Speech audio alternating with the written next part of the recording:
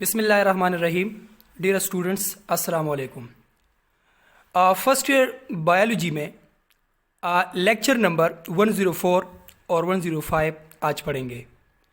Chapter 12 circulation है और इसमें हमारा टॉपिक है ह्यूमन्स हार्ट एनाटमी।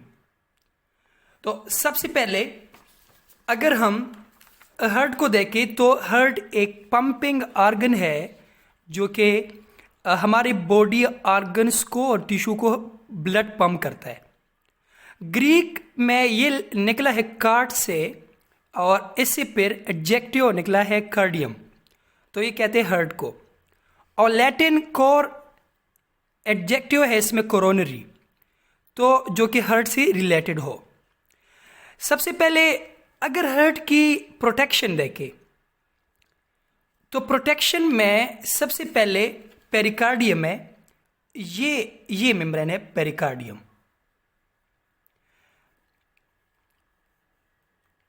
पेरिकार्डियम में 2 लेयर्स होती है।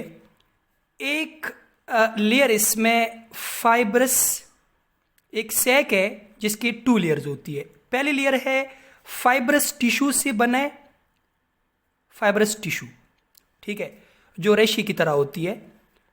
और सेकंड इसमें इनर 2 मेम्ब्रेन्स होती है, इसमें 2 मेम्ब्रेन्स, जिसमें एक membrane towards the fibrous tissue है और दूसरी मेम्ब्रेन हार्ट वॉल की तरफ होती है। लफ्ज पेरी का मतलब है अराउंड,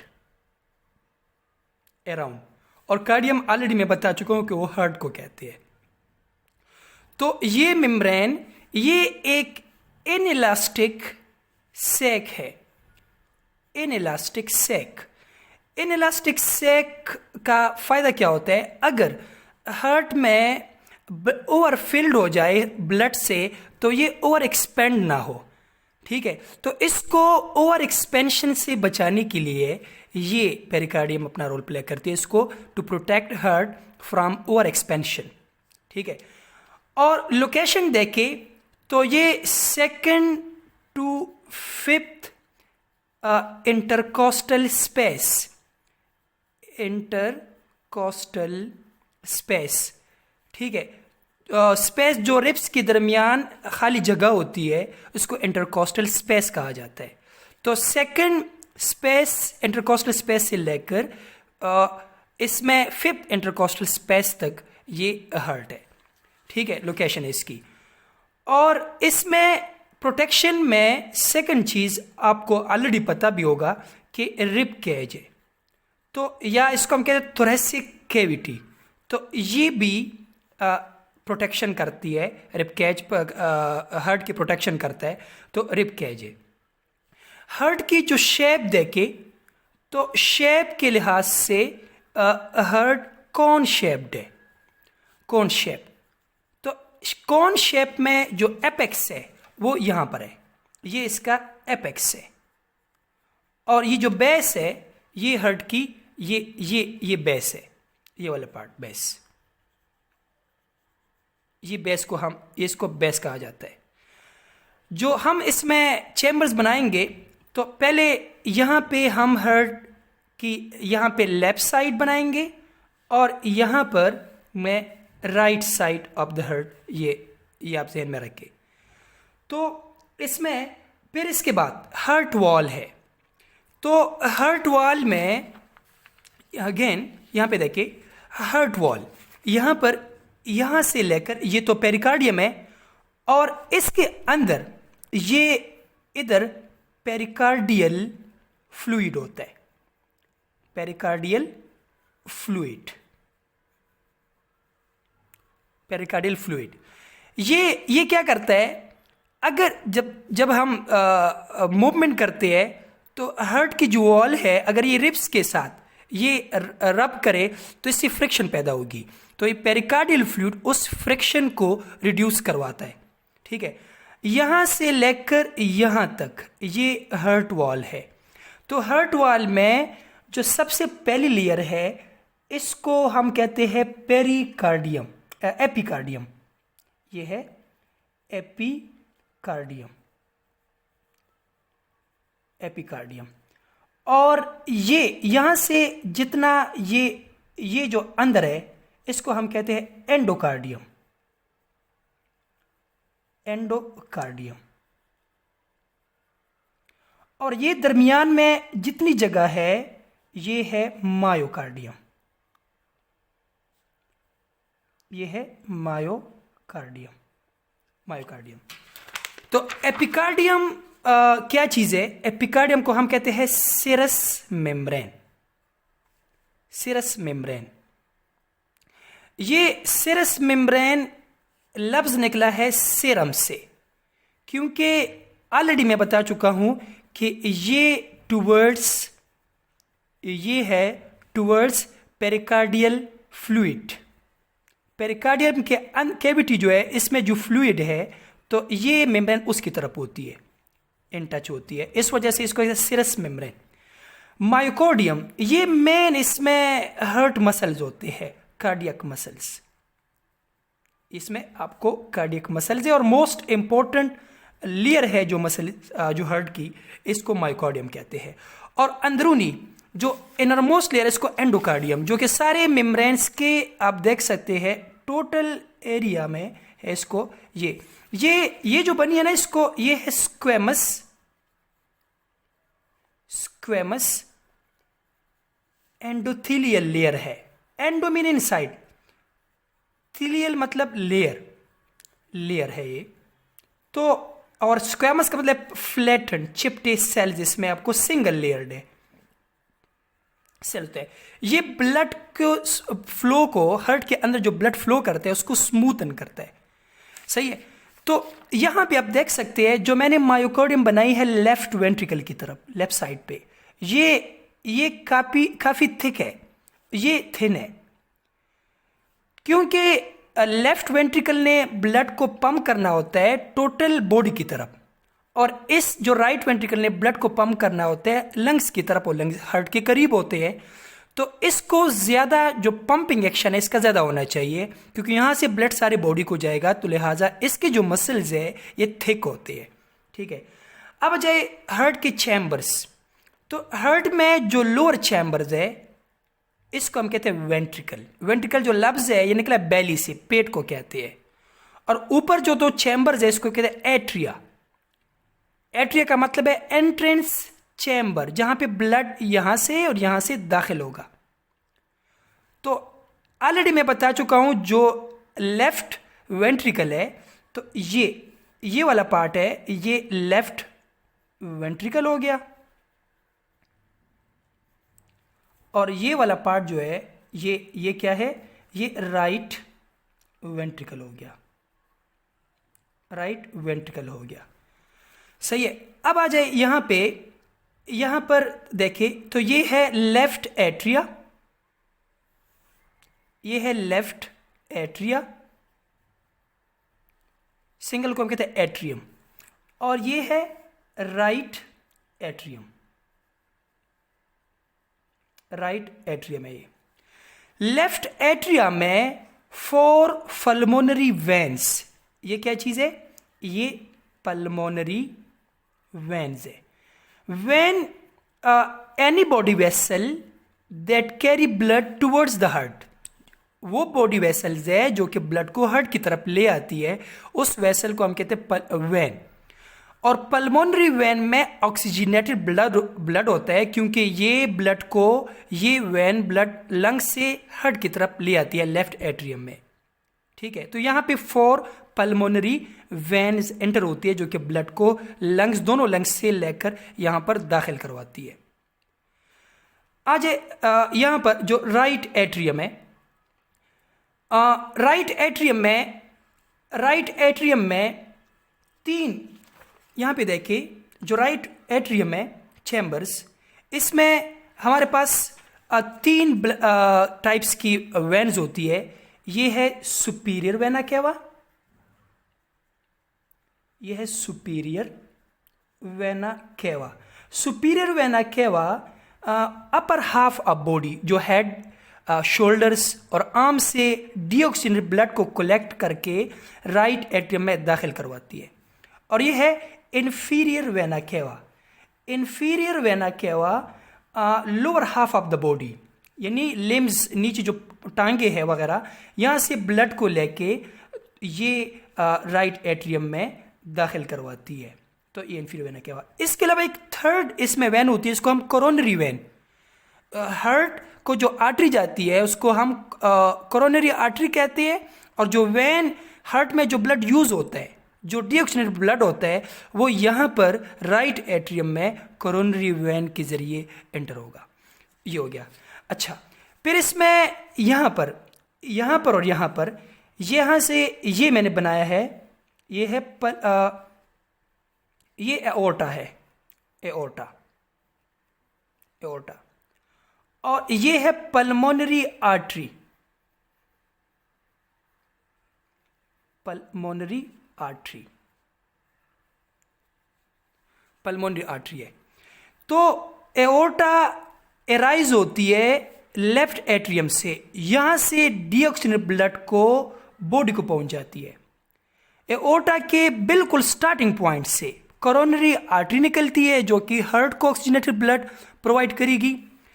आगे चल के यहां से 3 कनेक्शन, ये इसमें हेड को, शोल्डर्स को और आर्म्स को ऑक्सीजनेटेड ब्लड मिलेगा, और फिर ये रिटर्न होके नीचे बॉडी को आगे फिर ये डिवाइड एंड रीडिवाइड होगी, और हर ऑर्गन को आर्टरी जाती है और वहाँ को ये एओर्टा डिवाइड होके हर ऑर्गन को ऑक्सीजनेटेड ब्लड प्रोवाइड करेगी।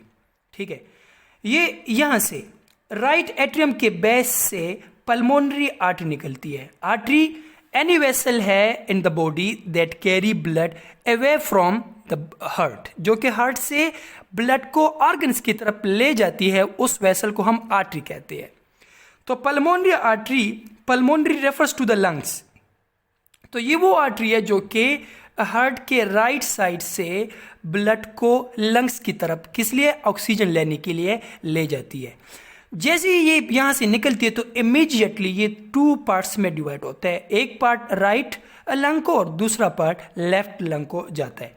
तो ये हार्ट में ये इसके चैम्बर्स और इसको ब्लड सप्लाई हो गई। अब आ जाए हार्ट वॉल्व्स की तरफ।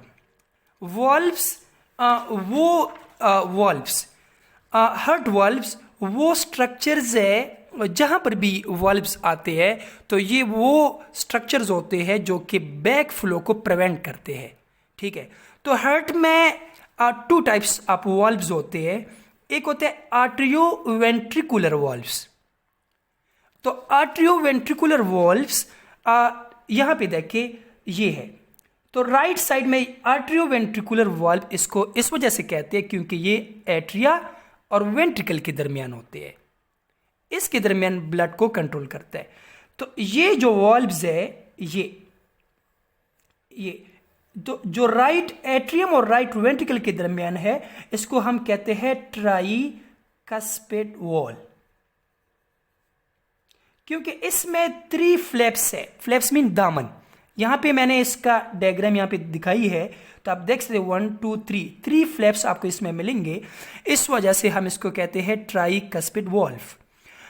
अच्छा, इस लेफ्ट एट्रियम और लेफ्ट वेंट्रिकल में इसके दरमियान जो आर्टरियो वेंट्रिकुलर वॉल्व है, इसको हम कहते हैं बाइकस्पिड वॉल। ये यहाँ पे मैंने आपको दिखाया है, एक ये फ्लैप है, दामन आम अल्फाज में हम इसको कह सकते हैं, एक ये है और एक ये, तो ये है बाइकस्पिड वॉल्व। ओके, इसके अलावा हार्ट में semi lunar valve, semi lunar को कहते हैं हाफ मून, क्योंकि इसकी शेप हाफ मून की तरह होती है। तो सेमी ल्यूनर वॉल आपको एओर्टा के बेस पे मिलेंगे और पल्मोनरी आर्टरी के बेस पे मिलेंगे। ठीक है, तो ये यहाँ पे ये एओर्टा की बेस पे है, और ये इस तरह ऊपर, अगर आप इनको देखें ना, ये बाइकस्पिड है और ये ट्राइकस्पिड है, तो ये इस तरह नीचे की तरफ होते हैं, और ये जो सेमी ल्यूनर वॉल है ये ऊपर की तरफ ओपन होते हैं। तो ये जो हो गए, ये इसको हम कहते हैं एओर्टिक वॉल्व्स। ये है एओर्टिक वॉल्व्स, ये सेमी ल्यूनर वॉल्व्स है। और ये जो वॉल्व्स है इसको हम कहते हैं, यहाँ पे मैंने दिखाया है, ये 2 हाफ मून है तकरीबन, तो इसको हम, ये है पल्मोनरी वाल्व्स, ये भी सेमी ल्यूनर वाल्व्स है, पल्मोनरी वाल्व्स। ठीक है, तो ये इसमें हार्ट में वाल्व्स हो गए। अगर आप देखें यहाँ पे जो दोनों एट्रियम एक दूसरे से सेपरेटेड है और दोनों वेंट्रिकल एक दूसरे से सेपरेटेड है, तो इसमें ये यहाँ पे सेप्टम होता है, वॉल होती है, इसको हम कहते हैं सेप्टम। अगर आप इसको अलग अलग नाम दे तो भी ठीक है। यहाँ पे इसको कहते हैं इंटर एट्रियल सेप्टम, इसको कहते हैं इंटर वेंट्रिकुलर सेप्टम, मैंने एक ही नाम दिया इसको। ठीक है, तो यहाँ पे ये सेप्टम, तो यहाँ पे ये दोनों अलग हो जाती है, ये दोनों। इसके बाद इसमें हार्ट को दो किस्म के कंट्रैक्शन, ये आगे फिर हम हार्ट कार्डियक साइकिल में पढ़ेंगे। एक हार्ट कंट्रैक्ट करता है और एक हार्ट स्वेल हो जाता है, इसको कहते हैं डायस्टोल। तो कंट्रैक्शन और रिलैक्सेशन जो हार्ट की है, कि हार्ट मसल करवाते हैं जिसको माइकोर्डियम में होते हैं, तो इसमें ये दो वजह से होती है। एक, ये मसल खुद ही नर्व इम्पल्स जनरेट करते हैं और हार्ट को कंट्रैक्शन के लिए मैसेज देते हैं, और साथ में यहाँ पे excitable cells, group of cells होते हैं।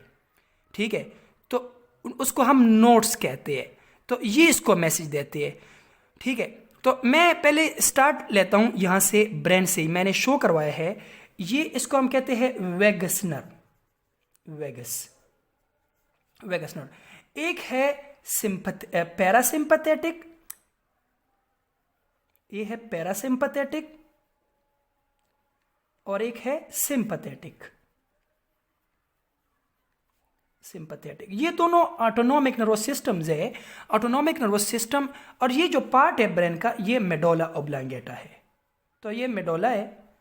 तो अच्छा, ये बात ध्यान में रखिए कि हार्ट जो बीट है, जो कंट्रैक्शन रिलैक्सेशन है, ये अंडर द ब्रेन कंट्रोल नहीं है, क्योंकि तकरीबन ह्यूमन जब डेवलपमेंट होती है तो सबसे आखिरी स्ट्रक्चर वो ब्रेन बनता है, और हार्ट इससे पहले बनता है। तो ब्रेन के बनने से पहले ही हार्ट बन चुका होता है और वो बीटिंग भी करते हैं और बॉडी ऑर्गन्स को ब्लड पहुंचाते हैं। तो आप ये ध्यान में रखिए कि हार्ट की जो कंट्रैक्शन एंड रिलैक्सेशन है, ये ब्रेन के कंट्रोल में नहीं है। ठीक है, ये सेल्फ कंट्रोल्ड है। हाँ, ये ऑटोनोमिक नर्वस सिस्टम, आपको पता है कि जो मेडोला पार्ट है, ये इनवॉलंटरी एक्शंस को कंट्रोल करता है। तो ये जब इमरजेंसी होती है, तो इमरजेंसी के टाइम में इसको हार्ट रेट को स्पीड अप करवाना और स्लो करवाना, सिंपैथेटिक नर्वस सिस्टम इसको तेज करता है और ये इसको स्लो डाउन वापस अपनी ओरिजिनल पोजीशन पे ले आता है। तो ये कनेक्टेड है यहाँ पर एसए नोड। तो जो सप्लाई है, फाइबर्स की सप्लाई जो कि हार्ट कंट्रैक्शन काज करवाती है, तो उसमें एक तो वेगस नर्व हो गई, फिर है एसए नोड। एसए नोड का जो फुल टर्म है इसकी, वो है साइनो एट्रियल नोड।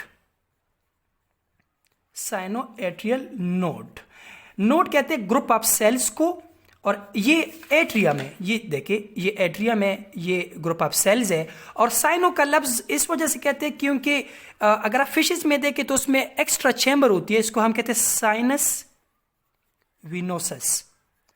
तो ये साइनस विनोसिस डीऑक्सीजनेटेड ब्लड को यहाँ पे पहले दाखिल होती है और यहाँ से फिर वेंट्रिकल में, एट्रिया में, फिर वेंट्रिकल में।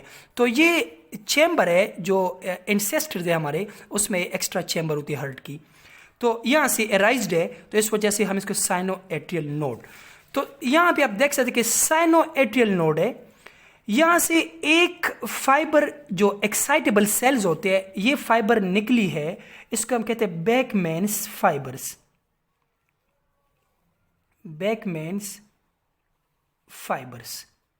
ठीक है, तो बैकमैन फाइबर्स यहां से करंट के लिए या नर्व इंपल्स के लिए मैसेज एट्रिया को देते हैं, और जैसे ही मैसेज इधर ले आते हैं, तो सबसे पहले जो बैकमैन्स बंडल है, तो ये इससे क्या हो जाता है, ये एट्रियल कंट्रैक्शन या सिस्टोल करवाता है, सिस्टोल।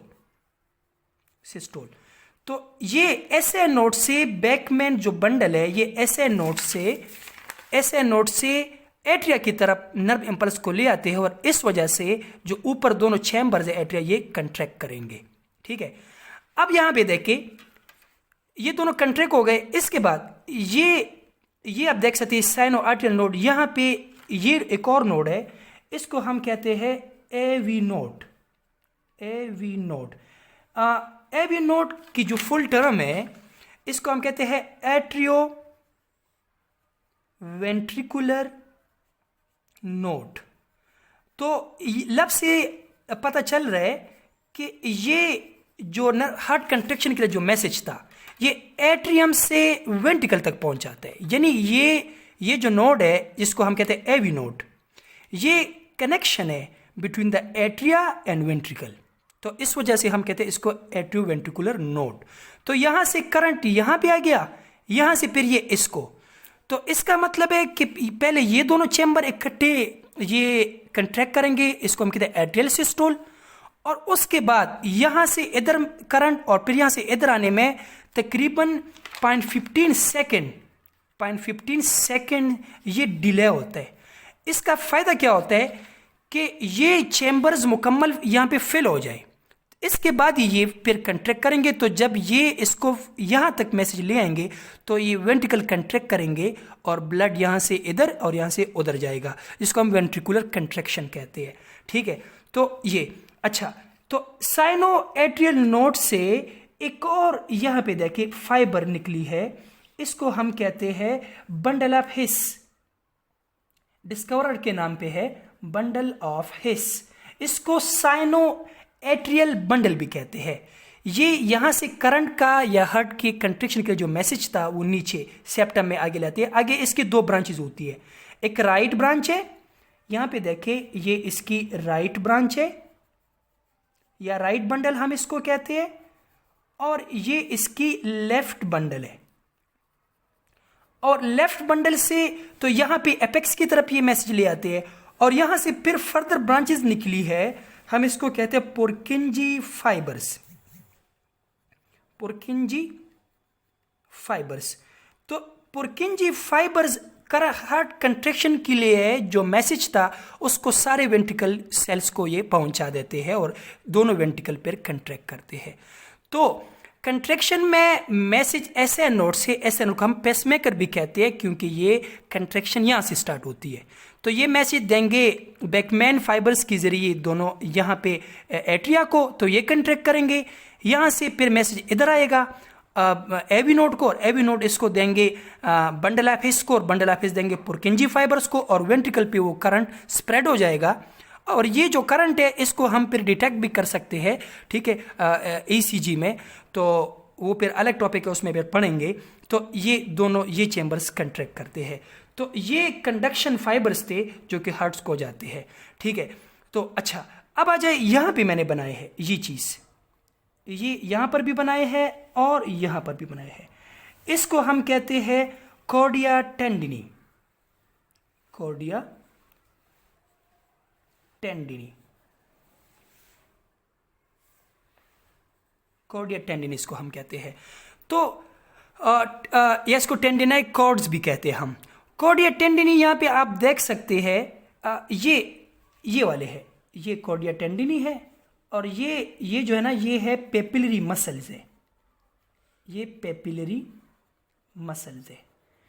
तो आप लोग देख सकते हैं कि जो ट्राइकस्पिड और बाइकस्पिड वॉल्व है वो पहले कनेक्ट है यहाँ पर कॉर्डिया टेंडिनी के साथ, ठीक है, कॉर्डिया टेंडिनी के साथ कनेक्ट है, और कॉर्डिया टेंडिनी फिर कनेक्ट है पेपिलरी मसल्स के साथ, और पेपिलरी मसल फिर कनेक्ट हार्ट वॉल के साथ। ये क्या करते हैं, जब ब्लड नीचे आते हैं इस तरह है ना, तो जब ब्लड इधर से इधर आता है और इधर से इधर आते हैं, तो ये फिर ऊपर वापस अपनी जगह पे जाएंगे। तो इससे अगर ये इधर तक आ गए तो ब्लड तो फिर पीछे उधर एट्रियम में वापस चला जाएगा। तो ओवरफ्लैपिंग से बचाने के लिए, ठीक है, ये क्या काम करता है, और टू प्रिवेंट ओवरफ्लैपिंग, प्रिवेंट ओवरफ्लैपिंग। तो ये जो बाइकस्पिड और ट्राइकस्पिड वॉल्व है ये इधर अपनी ओरिजिनल पोजीशन पे फिर आ जाए, जब ब्लड नीचे आ जाए वेंट्रिकल्स में तो ओरिजिनल पोजीशन से ऊपर ना जाए। तो ये जो कॉर्डिया टेंडिनी है ये इसको प्रिवेंट करते हैं। ठीक है, तो मैंने कहा कि कॉर्डिया टेंडिनी ये ऊपर अटैच्ड है बाइकस्पिड और ट्राइकस्पिड वॉल से, नीचे अटैच्ड है बेसिलरी पेपिलरी मसल से, और पेपिलरी मसल इस कोर्डियल टेंडिन को कनेक्ट करवाते हैं हार्ट वॉल के साथ, ठीक है। और लास्ट हमारे पास जो हार्ट ब्लड फ्लो है, हार्ट में ब्लड फ्लो, तो ब्लड फ्लो में सबसे पहले इसमें डीऑक्सीजनेटेड ब्लड होता है, या इसको कहते हैं पल्मोनरी। हमारा जो हार्ट है इसको कहते हैं double circuit heart, double circuit heart है। तो डबल सर्किट हार्ट में सबसे पहले इसमें दो टाइप्स ऑफ ब्लड इंटर्स होते हैं। इसमें एक है पल्मोनरी सर्किट। तो पल्मोनरी सर्किट में डीऑक्सीजनेटेड ब्लड है, डीऑक्सीजनेटेड ब्लड है, वो पहले आता है कहाँ पे, आप देख सकते हैं डीऑक्सीजनेटेड ब्लड पहले वेना केवा से लेफ्ट हमारे जो राइट एट्रियम यहाँ से यहाँ पे डीऑक्सीजनेटेड ब्लड एंटर हो गया, यहाँ से इधर आया, यहाँ पे आ जाएगा इधर। तो और राइट एट्रियम से राइट वेंट्रिकल में ट्राइकस्पिड वॉल के जरिए ये आ जाएगा राइट वेंट्रिकल में, राइट वेंट्रिकल से ये जाएगा किधर, पल्मोनरी, यहाँ पे आप देख सकते हैं पल्मोनरी आर्टरी में, और पल्मोनरी आर्टरीज को लंग्स की तरफ जाएंगे। तो ये आएगा वेना केवा में, वेना केवा से आएगा राइट एट्रियम,